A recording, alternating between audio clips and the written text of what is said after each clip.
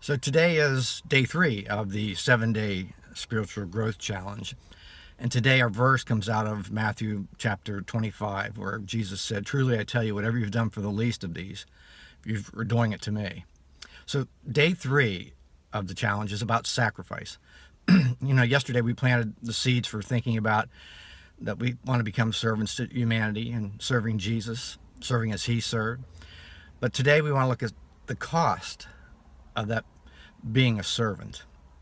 By the way, each of these days are like tidbits of things to add to your life as you're growing in Christ. You're not going to be able to accomplish all these things in any real depth in such a short time, but they are tips, if you will, that will help you in your growth and understand your place in God's kingdom. So anyways, today we want to look at the cost of being a servant. And I have this frog today. So one look at the life of Jesus or the Apostle Paul, and you know that serving humanity is gonna cost you something. It's gonna crush your heart. It's gonna empty your pocketbook at times. It may put you in harm's way, ruin your schedule, as well you'll have to deal with like rude people, smelly people, unthankful people. But the upside and that cost is your heart is going to be filled like it never was before. Money won't matter like it did. God will protect you just when you need it. That schedule, it will miraculously seem to work out. And those rude, smelly, and unthankful people, well, they'll find your way into your heart because you'll finally see them the way Jesus sees them. I can tell you this, the first time this happens for you, it's going to bring real amazement, joy, wonder, an unbelievable sense of fulfillment in your life. This is something that's really irreplaceable.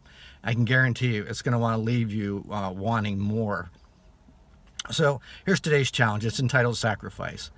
And the heart of a servant, a sacrificing servant, it begins with denial of self.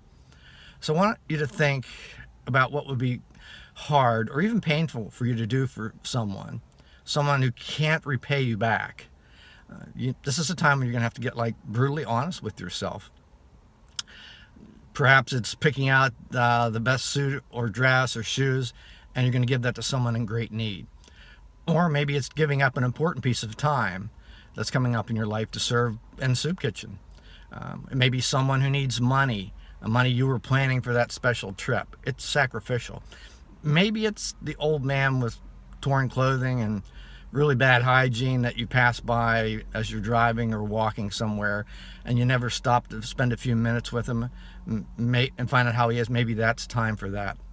Whatever, you have to judge your own life and your heart about these difficult, hard moments because it should cost you something. Here's a final word of advice in all this. A lot of us really want to experience, know, and understand what it means to be a Christian. You can look at it this way. Your answer is found actually at a location. It's at the corner of pain and suffering. And when you get there, you're going to find Jesus. And you'll recognize him instantly. He's the one in the filthy clothes and the look of despair and in the midst of need.